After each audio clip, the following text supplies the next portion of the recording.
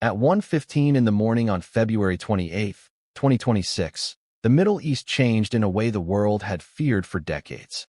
Missiles streaked across the sky. Stealth aircraft crossed borders. Command centers went dark. Within hours, hundreds of targets inside Iran had been struck. This was the opening phase of a massive military campaign launched by the United States and Israel.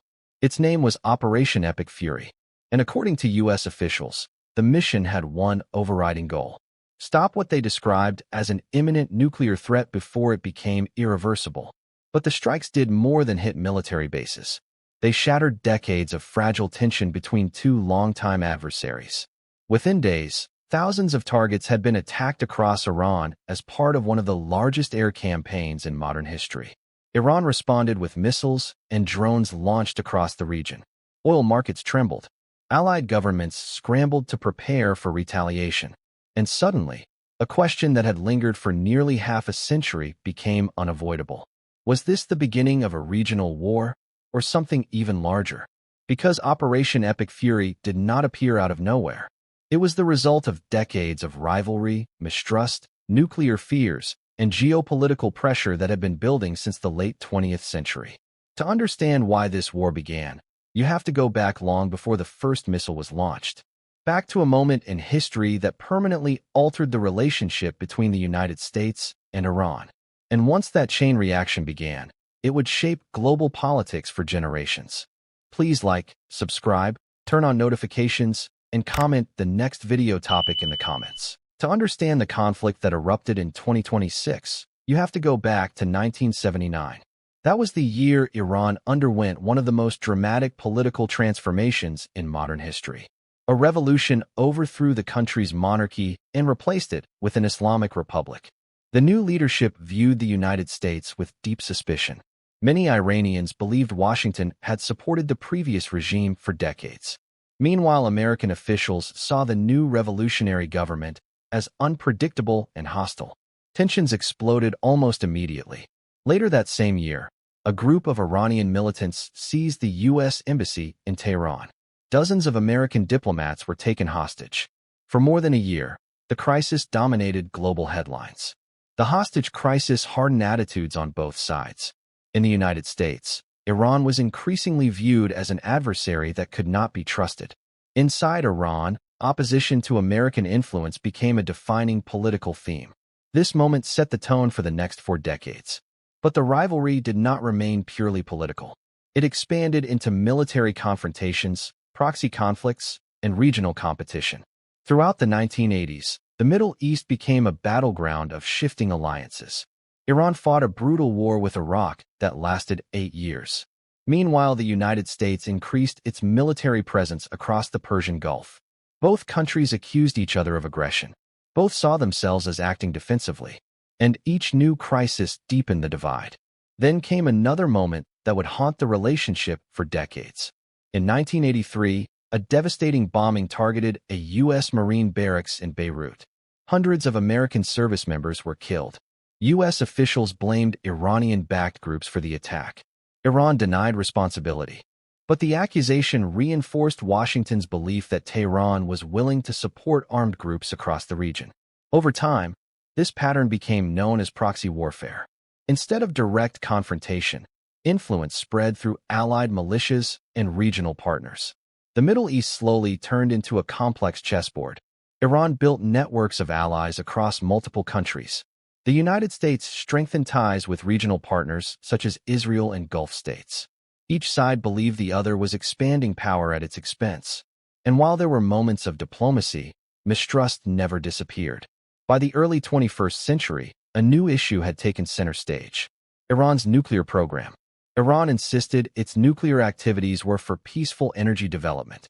But many Western governments feared the technology could eventually be used to build nuclear weapons. That possibility triggered one of the most complex diplomatic battles in modern history. Sanctions were imposed. Negotiations were attempted. International inspectors were sent to monitor nuclear facilities.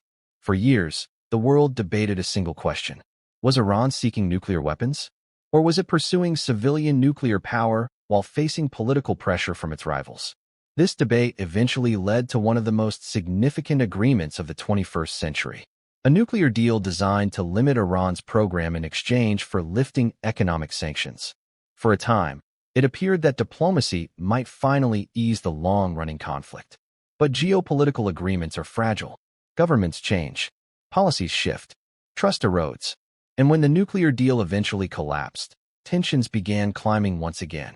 By the early 2020s, relations between the United States and Iran were already strained. But few people expected the confrontation to escalate into direct military conflict. Yet behind the scenes, several factors were quietly pushing both countries closer to the brink. Nuclear development concerns were growing. Ballistic missile programs were expanding. Regional conflicts were intensifying. And diplomatic negotiations were becoming increasingly difficult. Then in early 2026, talks that many believed were the last opportunity for a peaceful solution finally broke down. Once those negotiations collapsed, the strategic calculus changed almost overnight. Inside Washington and Tel Aviv, officials began reaching a conclusion. If diplomacy had failed, they believed military action might be the only remaining option to stop Iran from reaching nuclear capability. That conclusion would set the stage for one of the largest military operations of the decade. But the decision to launch Operation Epic Fury was not made in a single moment. It emerged from weeks of intelligence assessments, strategic debates, and high-level meetings inside government war rooms. In the next chapter, we step inside those decisions. Because before the first missile was launched, leaders on multiple sides were asking the same question. If a war begins now, how far could it spread? And once that question entered the room, the countdown toward Operation Epic Fury had already begun. Wars rarely begin the moment the first missile launches. They begin long before that. Inside intelligence briefings. Inside classified reports. Inside quiet rooms where leaders examine information that most of the world never sees. For months leading up to Operation Epic Fury, intelligence agencies in the United States and Israel were closely monitoring Iran's nuclear infrastructure. Satellite imagery tracked construction activity at several facilities. Signals intelligence intercepted communications among military engineers. Cyber surveillance monitored research networks connected to nuclear development. What analysts believed they were seeing was a sudden acceleration. Equipment was being moved. Facilities were being reinforced. And enrichment activity appeared to be increasing faster than expected. To understand why this raised alarm, you have to understand how nuclear weapons are built. The key ingredient is highly enriched uranium. Civilian nuclear power typically uses low enrichment levels, but weapons require enrichment levels dramatically higher. If a country accumulates enough highly enriched uranium, experts call this the breakout threshold. That threshold is the moment when building a nuclear weapon becomes technically possible within a relatively short time frame. According to officials involved in the intelligence assessments, Iran appeared to be approaching that threshold faster than predicted. That alone did not automatically mean war. Diplomacy still existed as an option. In fact, during January and February of 2026, international negotiators attempted one more round of talks. These negotiations were designed to reach a new agreement limiting Iran's nuclear program. The discussions were tense from the beginning. Sanctions relief was a major demand from Iran. Verification and inspection access were major demands from the United States and its allies. Both sides accused the other of negotiating in bad faith. Weeks passed with little progress. Meanwhile, intelligence agencies continued monitoring developments inside Iran. Some analysts believed time was running out. Others warned that intelligence assessments could be misinterpreted. But inside political leadership circles, pressure was building. Officials feared that if Iran crossed the nuclear threshold, military action later could become far more dangerous. A nuclear-capable adversary changes the strategic equation completely. By mid-February, the negotiations began to collapse. Diplomatic channels that had been open for months suddenly went silent. At the same time, Israel was conducting its own security assessments. Israeli leadership has long considered a nuclear-capable Iran to be an unacceptable threat. Israel's geographic size means even a small nuclear arsenal could pose catastrophic risks. As a result, Israeli intelligence was also closely tracking Iranian nuclear facilities. Their conclusions aligned closely with U.S. assessments. They believed Iran was moving rapidly toward nuclear capability. Once both governments reached that conclusion, discussions shifted dramatically. Instead of asking how to prevent nuclear development through diplomacy, the question became whether military action could stop it. Planning accelerated quickly. Military strategists began identifying potential targets: nuclear research centers, missile production facilities, air defense systems, naval bases, command centers. The goal would not simply be to damage one facility. The goal would be to dismantle Iran's ability to threaten regional security through nuclear and missile programs. But planning such an operation raised enormous risks. Iran possessed a large missile arsenal. It had allies and affiliated groups across the region. It controlled geographic choke points critical to global energy markets. A direct military strike could trigger retaliation across multiple countries. And yet, some officials believed waiting carried even greater danger. If Iran acquired nuclear weapons capability, future confrontations might involve nuclear escalation. Inside Washington, debates intensified. Military leaders evaluated operational scenarios. Diplomats warned about international consequences. Political advisors weighed domestic reaction. Eventually, the decision reached the highest level of leadership. The conclusion was that waiting could allow Iran to reach a point where military options would no longer be viable. Once that assessment was accepted, preparations began moving from planning to execution. Stealth aircraft were deployed to forward bases. Naval forces repositioned across the region. Air defense systems were activated to protect American troops and allies. The operation was given a name: Operation Epic Fury. The strategy behind the name reflected the scale of the mission. This would not be a single strike. It would be a sustained campaign designed to dismantle key military capabilities across Iran. But even with all the planning, one question remained impossible to answer. How would Iran respond once the strikes began? Would retaliation be limited? Would regional conflict erupt? Or would this become the beginning of something far larger? Those questions hung over the operation as the final orders were prepared. And then, in the early hours of a quiet night, the first aircraft crossed into Iranian airspace. In the next chapter, we follow the opening hours of Operation Epic Fury and how one night of strikes transformed a decades-long standoff into open warfare. For weeks, the planning had been invisible. Troops moved quietly. Aircraft were repositioned across bases in the Middle East. Naval strike groups shifted into new formations across the Persian Gulf and nearby waters. Satellite systems were tasked with new observation schedules. Cyber teams prepared digital operations designed to disrupt communications. But none of that was visible to the public. On the surface, the world looked normal. Flights landed. Cities slept.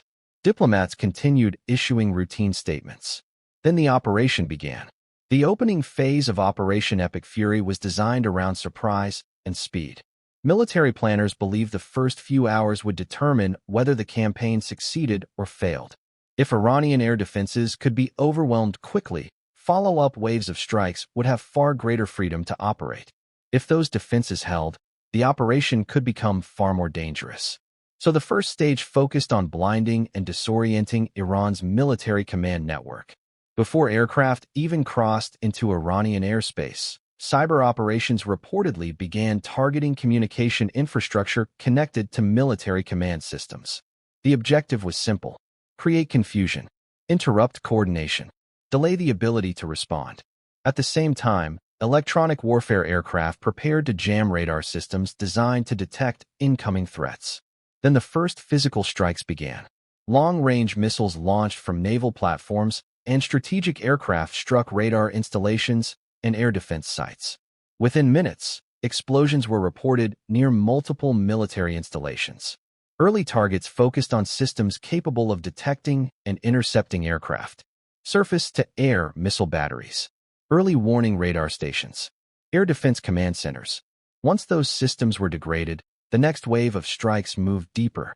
Stealth aircraft entered Iranian airspace, targeting facilities believed to be connected to nuclear research and missile development. The precision of modern guided weapons meant a single aircraft could strike multiple targets in one mission.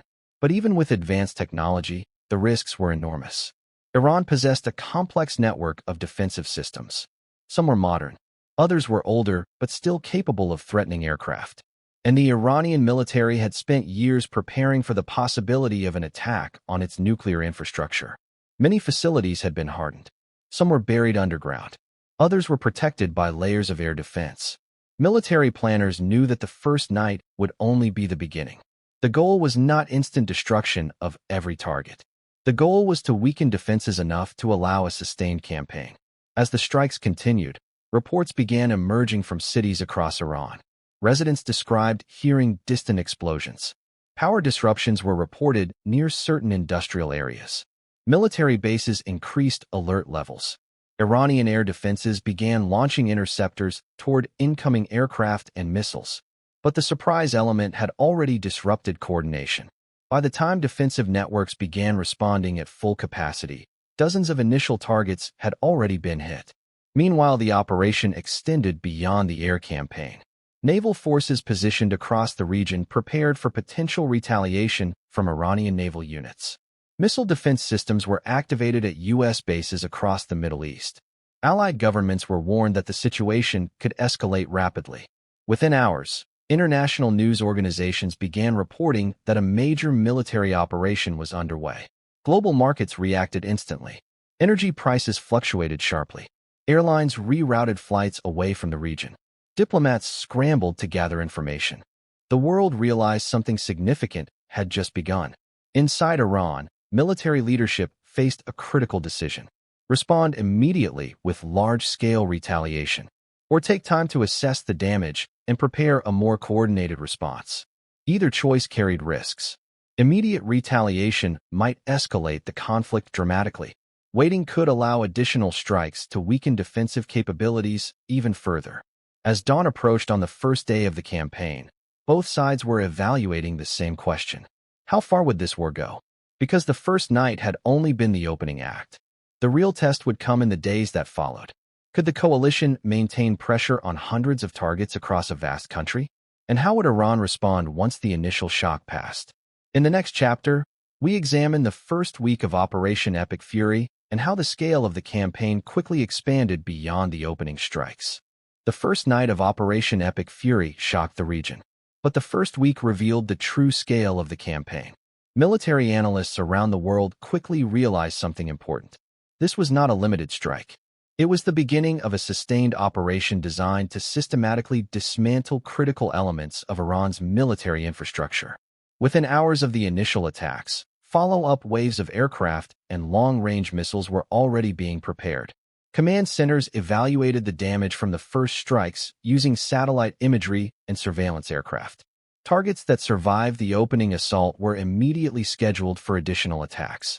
Airfields, missile storage depots, naval bases along the Persian Gulf, manufacturing sites linked to ballistic missile production. Each location represented a piece of a much larger military network. The strategy behind the campaign was based on pressure and momentum. Instead of launching one dramatic strike and withdrawing, planners intended to maintain continuous operations. This approach forced Iranian forces to remain in a constant state of defense. Every radar system activated risked becoming a target. Every military convoy moving between facilities could be tracked and struck. Every command center transmitting signals could reveal its location. This type of warfare placed enormous strain on defensive systems. But it also required massive logistical coordination from the attacking forces. Aircraft had to be refueled in the air. Missiles had to be resupplied. Intelligence updates had to flow constantly between satellites, reconnaissance aircraft, and command centers. Behind every strike mission were hundreds of personnel coordinating the operation. Meanwhile, the target list continued expanding. Military planners believed that eliminating the nuclear threat required more than damaging research facilities. They believed the entire supporting infrastructure had to be disrupted. Transportation networks connected to military logistics were monitored. Industrial plants capable of producing missile components were added to strike lists. Storage sites suspected of housing military equipment were evaluated. Within several days, the number of targets had grown dramatically. Each strike served two purposes. First, degrade specific military capabilities. Second, send a message that the campaign would not stop quickly. Inside Iran, the situation was becoming increasingly tense. Air defense crews remained on constant alert. Military units relocated equipment in an attempt to avoid detection. Engineers attempted to repair damaged facilities. At the same time, Iranian leadership faced enormous pressure to respond. Retaliation was not simply a military decision. It was also a political one. Failing to respond could signal weakness. Responding too aggressively could widen the war beyond control. Meanwhile, civilians across the region watched events unfold with growing concern. The Middle East has experienced many conflicts over the decades, but a direct military confrontation involving the United States, Israel, and Iran carried the potential to reshape the entire region. Shipping routes through the Persian Gulf became a major concern. That narrow waterway carries a significant percentage of the world's oil supply. Any disruption could send shockwaves through the global economy. Naval patrols increased across the region. Missile defense systems were placed on high alert. Intelligence agencies monitored communications from groups allied with Iran across multiple countries. Because the conflict might not remain limited to one battlefield, Iran's influence extended far beyond its borders. And many analysts believed retaliation could come through multiple channels. Not only missiles, but also cyber operations, regional proxy groups, maritime disruption, or coordinated attacks against military bases across the Middle East. By the end of the first week, it was clear that Operation Epic Fury had moved far beyond a simple preemptive strike. It had become a major military campaign. Hundreds of targets had been hit. Air defenses had been heavily engaged. Military infrastructure across several provinces had been damaged. But one crucial question remained unanswered. When would Iran respond in full force? Because up to that point, retaliation had been limited. But few believed that restraint would last forever. Inside Iranian military command, leaders were preparing a response designed to send a clear message. A message that Iran still possessed powerful tools of retaliation. And when that response came, it would expand the conflict beyond the skies over Iran. In the next chapter, we examine Iran's retaliation strategy and how the conflict began spreading across the wider region. For the first week of Operation Epic Fury, the world watched the air campaign unfold. Missiles struck facilities. Aircraft crossed borders. Military infrastructure across Iran absorbed wave after wave of attacks. But a question lingered over every news broadcast and every government briefing. When would Iran respond? Because throughout modern military history, Iran had invested heavily in one central strategy: deterrence through retaliation. Iran understood that it could not match the United States in conventional air power.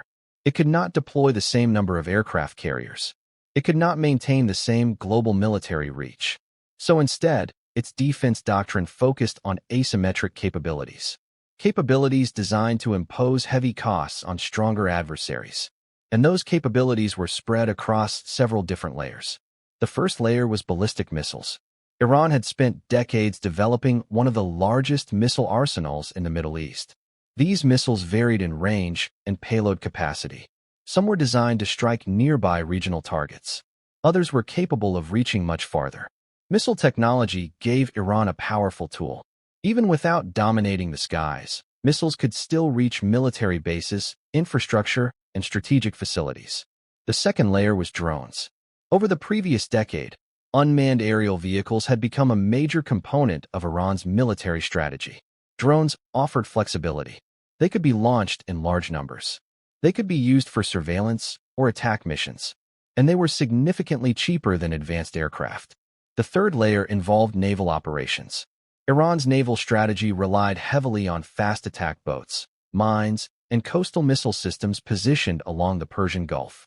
Rather than confronting large naval fleets directly, the strategy focused on swarm tactics. Multiple small units attacking from different directions. In narrow waterways, even a few disruptions could create major problems for global shipping. And then there was the fourth layer: regional influence. Over decades, Iran had built relationships with armed groups and political movements across multiple countries. These networks extended its reach far beyond its borders. If conflict expanded, retaliation might not come only from Iranian territory. It could appear in several places at once. For military planners in Washington and allied capitals, this layered strategy was well understood.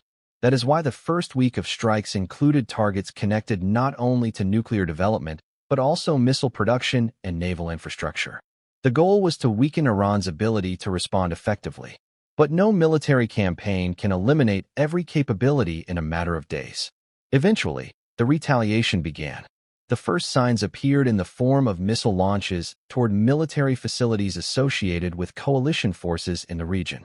Air defense systems activated immediately. Interceptors streaked into the sky attempting to destroy incoming projectiles. Some missiles were intercepted. Others managed to reach their targets. Reports of damage began emerging from several locations. The psychological impact was immediate. Suddenly, the conflict was no longer contained within Iranian borders. The battlefield had expanded. In addition to missiles, drone activity increased across the region. Surveillance systems detected unmanned aircraft approaching sensitive areas. Naval patrols reported unusual movements among small vessels near key shipping routes. Insurance costs for cargo vessels began rising sharply. Shipping companies started reconsidering routes through the Persian Gulf. Meanwhile, governments across the Middle East raised their alert levels. Military bases increased defensive measures. Diplomatic channels attempted to prevent further escalation, because every retaliation risked triggering another wave of strikes. And every new strike risked expanding the conflict further. Inside Iran, retaliation served several purposes. First, demonstrate that the country retained the ability to respond despite heavy bombardment. Second, reinforce internal morale by showing resistance. Third, signal to regional actors that Iran still possessed influence and reach. But retaliation also carried risks. Each missile launch could justify additional strikes against military infrastructure. Each escalation made it harder to return to diplomacy. And once conflicts reach a certain intensity, they can begin developing their own momentum. Momentum that becomes difficult for any leader to stop. By the time the second week of the war approached, it was clear that Operation Epic Fury had triggered a broader confrontation. The Middle East was entering a period of deep uncertainty. Oil markets were fluctuating. Global powers were issuing warnings. International organizations were calling for restraint. But on the ground and in the air, military operations continued. Which raised the next critical question. Could the conflict remain limited to a few countries? Or would the regional dominoes begin falling one by one? Because history shows that wars in the Middle East rarely stay contained for long. And in the next chapter, we explore how the conflict began spreading beyond Iran and how the region started preparing for a much wider crisis. The Middle East has always been a region where conflicts rarely stay contained. Borders exist on maps, but alliances, rivalries, and political movements often stretch far beyond those lines. So when Operation Epic Fury expanded into a sustained military campaign and Iran began retaliating, leaders across the region understood something immediately. This war might not remain limited to a single battlefield. Every neighboring country began asking the same question. If the conflict spreads, where will the next strike land? Military bases across the region raised their alert levels. Missile defense systems remained active around the clock. Governments issued security warnings. Airspace restrictions were expanded. And intelligence agencies began closely monitoring communications across dozens of organizations and armed groups. One reason for this heightened concern was geography. The Middle East sits at the crossroads of global energy production and international shipping routes. A disruption in even one strategic location can affect markets around the world. But geography alone was not the only concern. The region is also filled with long-standing political alliances and rivalries. Some governments view Iran as a strategic competitor. Others maintain diplomatic or economic relationships with Tehran. Some countries host American military forces. Others try to balance relations with multiple powers. That complex network meant any escalation could quickly pull additional players into the situation. Naval forces became particularly important during this phase of the conflict. The Persian Gulf and nearby waterways are among the most heavily trafficked shipping routes in the world. Every day, massive cargo vessels and energy tankers move through these narrow passages. If those routes became unsafe, global supply chains could be disrupted almost immediately. As a result, international naval patrols increased dramatically. Warships monitored shipping lanes. Reconnaissance aircraft tracked maritime activity. Command centers watched for any sign that the conflict might spill into commercial traffic. Insurance companies began raising premiums for ships entering the region. Some shipping companies temporarily delayed voyages. Markets responded quickly. Energy prices began fluctuating. Investors worried about supply interruptions. Even countries far from the Middle East started feeling economic ripple effects. At the same time, regional governments were managing their own internal pressures. Citizens watched the conflict unfold on television and online. Public opinion varied widely. Some people feared a larger war. Others believed the confrontation had been inevitable for years. Leaders faced difficult decisions. How strongly should they align with one side or the other? How could they protect their own security without becoming direct participants? Diplomatic activity increased rapidly. Meetings between foreign ministers multiplied. International organizations attempted to open communication channels between opposing sides. Because once a regional war begins expanding, stopping it becomes much more difficult. Meanwhile, intelligence reports suggested that groups allied with Iran across the region were closely watching the situation. Some had already issued statements condemning the strikes. Others hinted that they might respond if the conflict intensified further. For military planners, this possibility created an additional layer of complexity. Instead of focusing on a single front, they now had to monitor multiple locations simultaneously. Any sudden attack in one country could trigger defensive responses in another. The battlefield had effectively widened even without new countries officially entering the war. But the most unpredictable factor was internal pressure inside Iran itself. Large-scale military campaigns inevitably affect civilian populations. Infrastructure disruptions, economic stress, communication challenges. And when those pressures build, they can influence political stability. Some analysts believe the strikes might weaken the government's control. Others warned that external attacks often strengthen national unity rather than weaken it. Predicting internal political reactions during wartime is extremely difficult. But one thing was certain. The longer the conflict continued, the more unpredictable its consequences would become. By the third week of operations, the war had already triggered military responses, economic shocks, and diplomatic crises across several continents. Yet one of the most important questions still remained largely unanswered. What was actually happening inside Iran? How were ordinary citizens experiencing the conflict?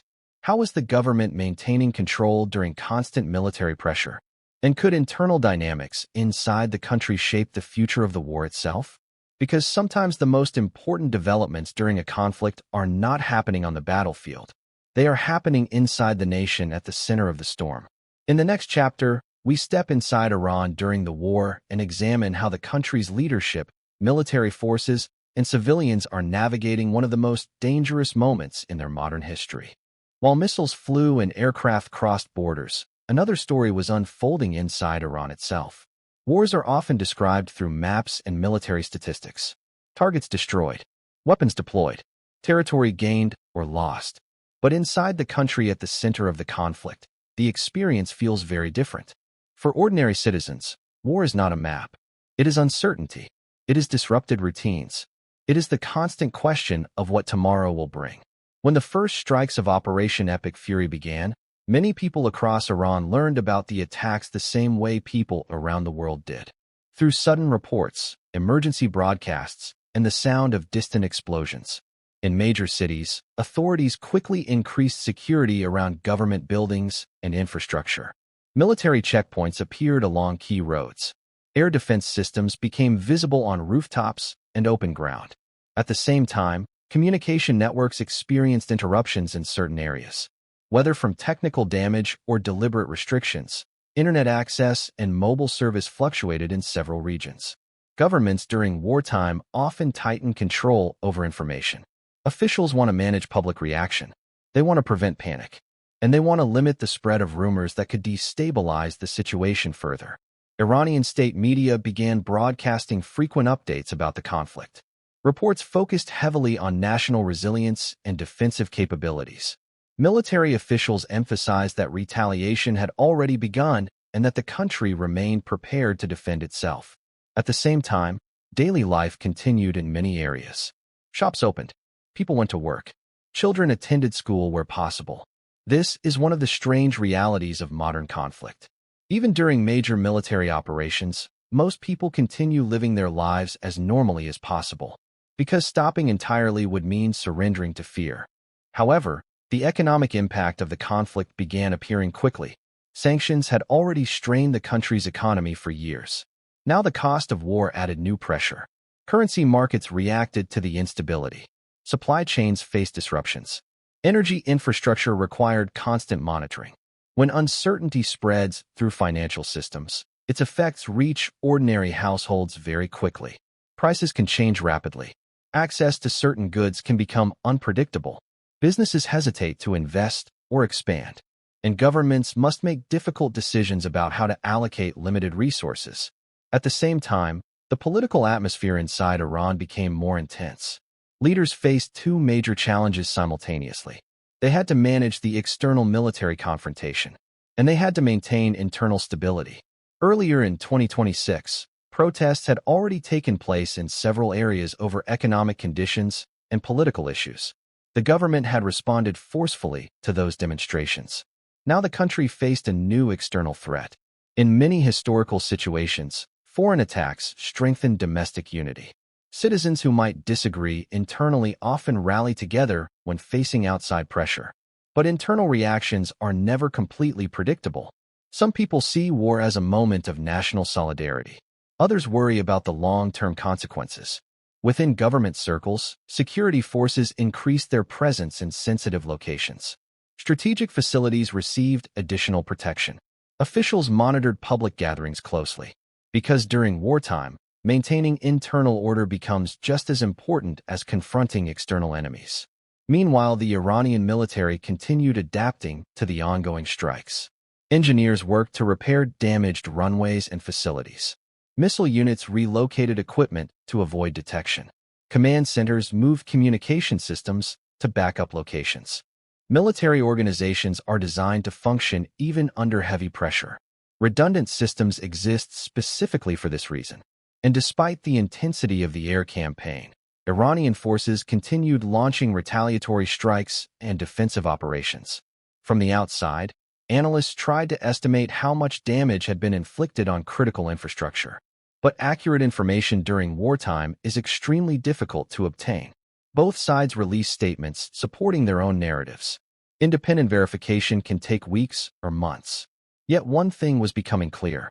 The longer the conflict continued, the more pressure it placed on every part of Iranian society. Military, economic, political, and social.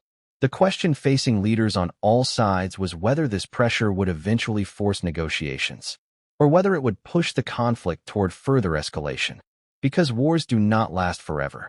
Eventually, they move toward some form of conclusion. But the path to that conclusion can be unpredictable. Sometimes conflicts end through negotiations. Sometimes through military exhaustion. Sometimes through political changes that reshape the entire situation. As Operation Epic Fury moved into its next phase, another powerful force began shaping the conflict: the global economy. Because when a major energy-producing region enters a large-scale military confrontation, the effects travel far beyond the battlefield. In the next chapter, we examine the economic shockwaves created by the war and how the global economy began reacting to the growing crisis.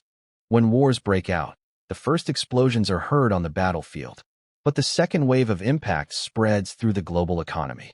Within hours of the first strikes of Operation Epic Fury, financial markets around the world began reacting. Investors do not wait for full information. They react to uncertainty. And few events create more uncertainty than a major military conflict in one of the most strategically important regions on Earth. The Middle East plays a central role in global energy supply. Large portions of the world's oil production pass through the region every day. Much of it travels through narrow maritime routes that cannot easily be replaced. If those routes become unstable, the ripple effects can travel across continents within days.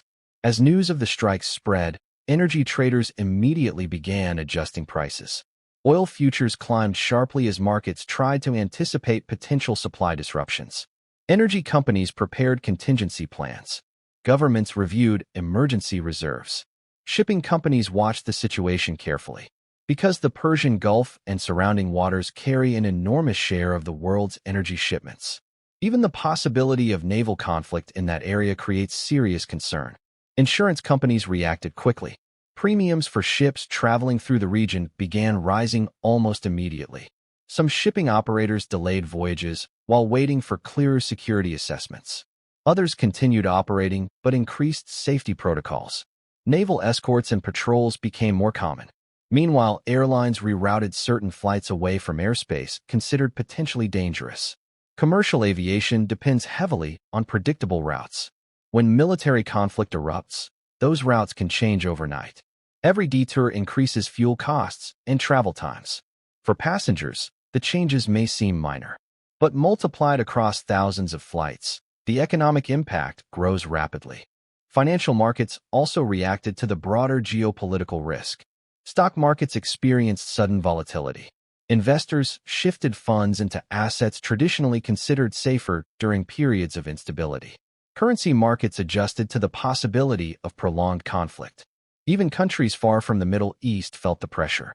Energy importing nations worried about rising fuel costs. Manufacturers worried about transportation disruptions. Consumers worried about inflation returning after years of economic turbulence. Because modern economies are deeply interconnected, a conflict thousands of miles away can influence the price of food, transportation, and electricity in cities around the world. Governments began holding emergency economic briefings. Central banks monitored market conditions closely. Energy ministries evaluated supply scenarios. Some countries explored ways to increase production to stabilize markets.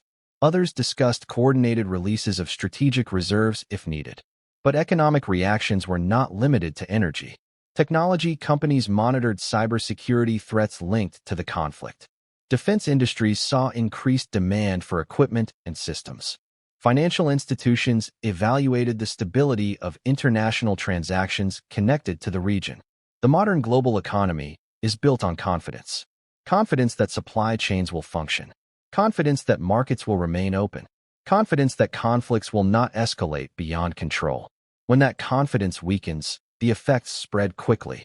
Meanwhile, diplomatic pressure began increasing from countries concerned about the economic consequences of a prolonged war. International leaders called for restraint. Emergency meetings were held between foreign ministers. Global organizations attempted to encourage dialogue between opposing sides. Because if the conflict expanded further, the economic impact could grow far more severe. One major concern involved the possibility of disruptions to maritime traffic through strategic waterways. Even a temporary closure could cause dramatic shifts in global energy supply. Military forces stationed near these routes increased surveillance and patrol operations. Preventing disruptions became a top priority. But the longer the war continued, the more difficult it became to guarantee stability. Markets dislike uncertainty, and wars create uncertainty by their very nature. While economic pressure was building globally, another political battle was unfolding thousands of miles away from the battlefield. Inside the United States itself, military operations overseas often trigger intense debates at home. Questions about strategy, questions about cost, questions about long-term consequences. Operation Epic Fury was no exception. As the campaign expanded, political leaders, lawmakers, and citizens across the United States began asking a critical question. How long should this war continue? And who ultimately has the authority to decide? Because while wars are fought on battlefields, they are also fought in legislatures, public opinion, and national debate. In the next chapter, we examine the political battle unfolding inside the United States and how domestic pressure could shape the future of the war itself. Wars do not unfold only on distant battlefields. They also unfold inside the countries that fight them. In the United States, every major military operation eventually becomes part of a national debate. Questions emerge quickly. Why was the war started? How long will it last? What will it cost? And perhaps the most important question of all, how does it end? Operation Epic Fury triggered those debates almost immediately. In the early days of the campaign, political leaders across Washington began receiving classified briefings about the strikes. Members of Congress gathered in secure rooms to review intelligence assessments. Military officials explained the objectives of the operation. National security advisors described the strategic goals. According to administration officials, The central objective was to eliminate what they described as a growing nuclear threat and dismantle military capabilities that could endanger American forces and allies. Supporters of the operation argued that waiting would have allowed the threat to grow even larger. In their view, early action could prevent a more dangerous confrontation in the future. They believed the campaign was necessary to protect national security and regional stability.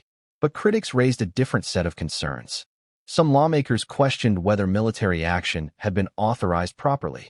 Others worried about the long-term consequences of another major conflict in the Middle East. They asked whether diplomatic options had truly been exhausted. And they warned that wars can expand in unpredictable ways. These debates are not unusual during wartime. The United States has a long history of internal disagreement during military conflicts. From early 20th century interventions to more recent operations overseas, American politics often reflects a wide range of perspectives on the use of military force. One of the most important legal frameworks involved in these discussions is the War Powers Resolution. This law was passed in the 1970s following earlier conflicts that raised questions about executive authority. The law attempts to balance the president's ability to respond quickly to threats with Congress's constitutional role in declaring war. Under this framework, military actions initiated by the executive branch typically require congressional authorization if they continue beyond a certain period of time. As Operation Epic Fury progressed, some lawmakers began discussing whether additional authorization would be necessary if the campaign extended for weeks or months. Others proposed legislation aimed at limiting the duration or scope of the operation. However, passing such measures requires significant political support. Debates inside Congress often reflect broader divisions within the country. Public opinion plays a major role in shaping those debates. Polls conducted during the early weeks of the conflict suggested that many Americans were concerned about the possibility of a prolonged war. Some citizens supported the strikes if they successfully removed a serious security threat. Others believed resources should remain focused on domestic issues. Public demonstrations appeared in several cities as people expressed their views about the conflict. Some rallies supported the government's actions. Others called for restraint and renewed diplomacy. These expressions of opinion are a normal part of democratic societies during times of conflict. At the same time, government officials faced the challenge of maintaining public confidence while continuing military operations. Press briefings became more frequent. Officials attempted to explain the progress of the campaign and its objectives. But wartime communication is always complicated. Certain information must remain classified for security reasons. Other details may take time to verify. And in an age of rapid online communication, rumors and misinformation can spread quickly. Managing information became an important part of the broader political environment surrounding the war. Meanwhile, the financial cost of the operation began entering the discussion. Large-scale military campaigns require enormous resources. Aircraft operations, naval deployments, intelligence systems, and logistical support all carry significant expenses. Economic analysts estimated that daily operational costs were extremely high. Over time, those costs become part of the political conversation about how long a war should continue. Inside Washington, leaders faced a complex balancing act. They had to maintain military momentum abroad while navigating political pressures at home. Every major decision carried consequences not only for the battlefield, but also for public support and international perception. Because modern wars are influenced by more than weapons. They are influenced by politics, economics, diplomacy, and public opinion. And sometimes those forces can shape the outcome of a conflict just as much as military strength. As debates continued inside the United States, another crucial question was beginning to dominate discussions among diplomats and military planners around the world. What conditions would actually bring the war to an end? Because starting a war is often easier than ending one. In the next chapter, we examine the possible pathways that could stop Operation Epic Fury and the difficult choices that leaders on every side may eventually have to face. Every war eventually reaches the same crossroads. Not the moment when it begins, but the moment when leaders start asking how it ends. Operation Epic Fury had already expanded into a major military campaign.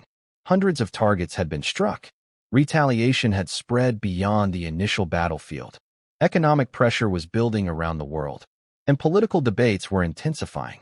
But despite all of that activity, one fundamental question remained unanswered. What would it actually take for the war to stop? For the United States, officials had outlined several conditions that they believed would define success. The primary objective was eliminating what they viewed as a nuclear threat. From their perspective, that meant dismantling the infrastructure capable of producing nuclear weapons materials and preventing future development. In addition to nuclear facilities, military planners had targeted missile production sites and naval capabilities that could threaten regional security.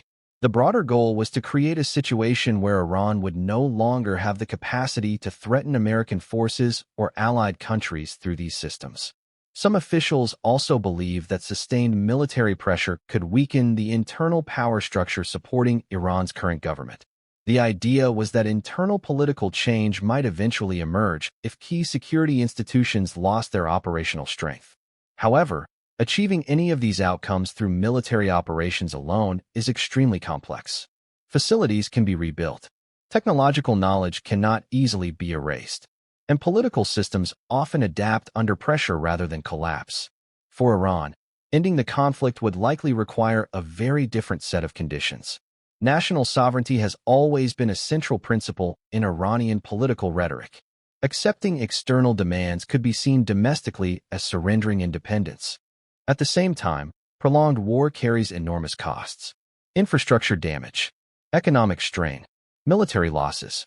Balancing national pride with practical survival becomes one of the most difficult challenges during wartime leadership. Because every option carries consequences. Negotiation could end the fighting but might require concessions. Continuing the war might preserve political positioning but deepen economic hardship. Meanwhile, international actors began exploring diplomatic possibilities. Some countries offered to host mediation talks. Others attempted to reopen communication channels between opposing governments. Global organizations called for ceasefire discussions. Diplomacy during active conflict is extremely delicate. Both sides want to negotiate from positions of strength. Neither wants to appear weak. And trust between adversaries may be nearly non-existent. Yet history shows that even the most intense conflicts often end through some form of negotiation. Sometimes that negotiation happens publicly. Other times it occurs quietly through intermediaries. But diplomacy requires one essential ingredient. Both sides must eventually believe that continuing the war is more costly than ending it. Domestic factors inside the United States could also influence the timeline. If the conflict continued for an extended period, Congress could debate whether to formally authorize or limit ongoing operations. Funding decisions could affect the scale of military activity. Public opinion could shift as the economic and human costs became clearer. These internal political dynamics sometimes shape military strategy more than battlefield developments. All of these forces together created a complicated puzzle. Military pressure, political calculation, economic impact, diplomatic opportunity. Each piece influenced the others. And until they aligned in a specific way, the war would likely continue. But while leaders debated these possibilities, analysts around the world were examining a different question. What are the possible endgames of this conflict? Not just how the war might stop, but what the region might look like after it stops. Because wars rarely return the world to the way things were before they started. They reshape political landscapes. They alter alliances. They change military doctrines. And sometimes they transform entire regions. In the next chapter, we explore the possible outcomes of Operation Epic Fury and what the Middle East could look like if the conflict reaches different kinds of conclusions. As Operation Epic Fury continued, analysts, diplomats, and military planners around the world began asking a difficult question, not just how the war might stop, but what the world might look like after it does. Because every war reshapes the political landscape around it. Even when fighting ends, the consequences often last for decades. Several possible endgames began appearing in strategic discussions. Each one carried very different implications for the Middle East and the wider world. The first possibility was a negotiated settlement. This outcome would likely involve intense diplomatic talks between multiple countries. Under such an arrangement, Iran might agree to significant limits on nuclear development and missile programs in exchange for an end to military operations and economic sanctions. International inspectors could be deployed to verify compliance. Security guarantees might be negotiated through regional or global organizations. Negotiated outcomes can bring stability, but they also require compromises from every side involved. Leaders must convince their own populations that the agreement protects national interests. If the public perceives the deal as unfair, the arrangement may not last long. The second possible outcome involved prolonged military pressure leading to strategic exhaustion. In this scenario, neither side achieves total victory, but the cost of continuing the war becomes too high for both. Economic strain, infrastructure damage, military losses. Over time, these pressures can force governments towards ceasefire agreements even if the underlying political disputes remain unresolved. History contains many examples of wars ending this way. They conclude not because all goals are achieved, but because continuing becomes unsustainable. A third possibility involved deeper regional escalation.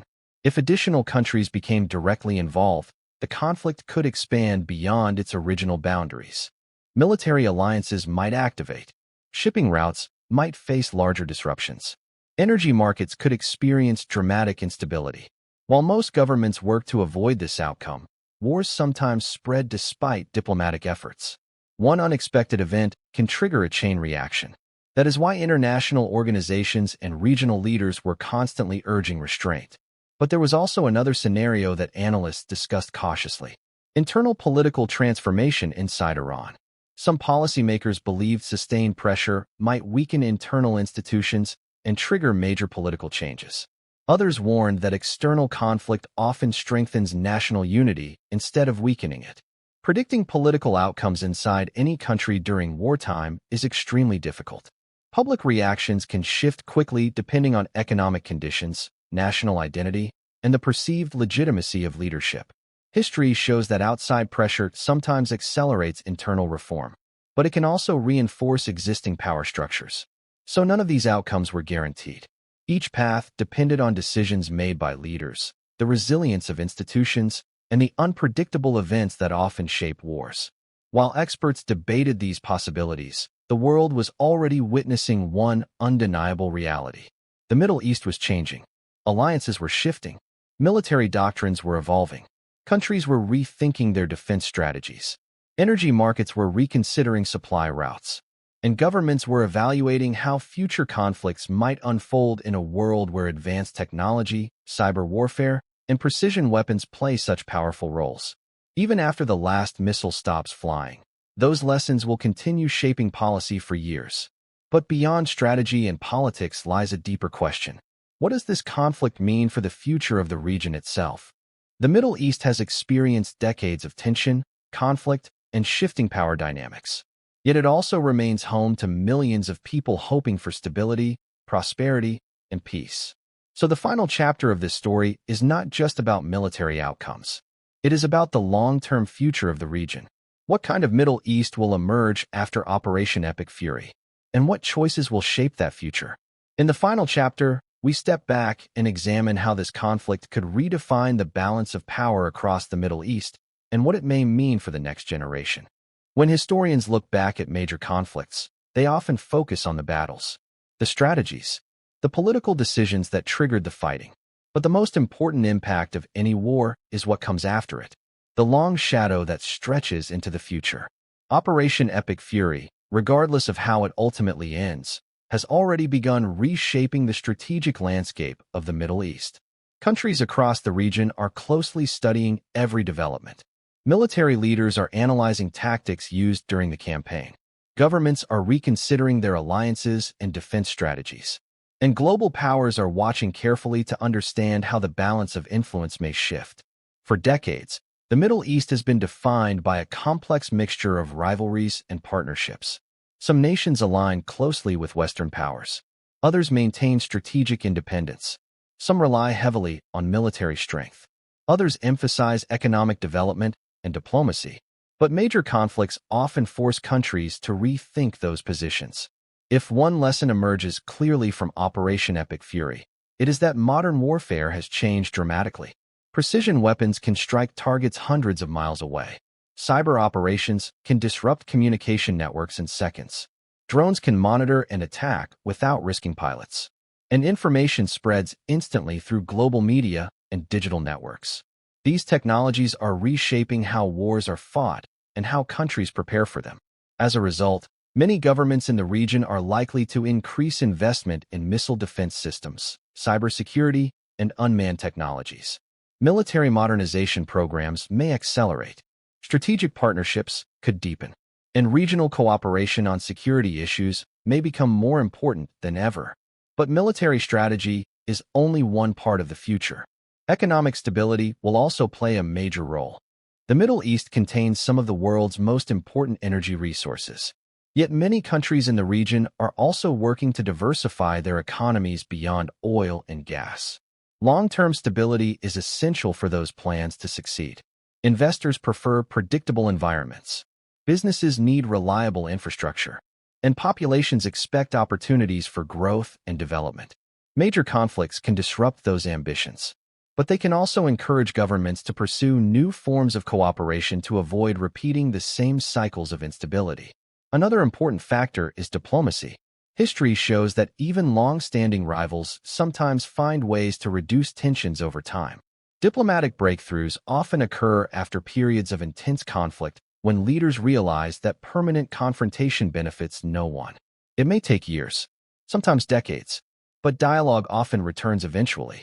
For the younger generation growing up across the Middle East today, the hope is that the future will look different from the past. Many young people are focused on education, technology, entrepreneurship, and cultural exchange. They want opportunities that extend beyond geopolitics and military rivalry. Their aspirations could shape the region in ways that current conflicts cannot fully predict. At the same time, global powers will continue playing a role in the region's future. The Middle East sits at a crossroads of international trade routes, energy supply, and strategic geography.